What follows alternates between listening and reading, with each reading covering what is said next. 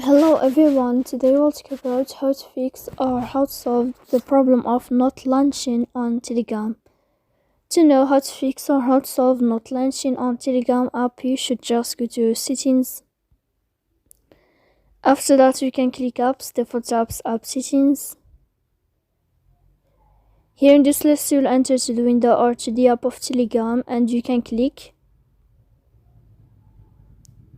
As you see here in this page of app info, you can click on first stop and you can click OK. Then you will enter to the window of storage. Here you can click clear cache. In the end, you can turn on your airplane mode. And you can wait 3 seconds to turn off your airplane mode again.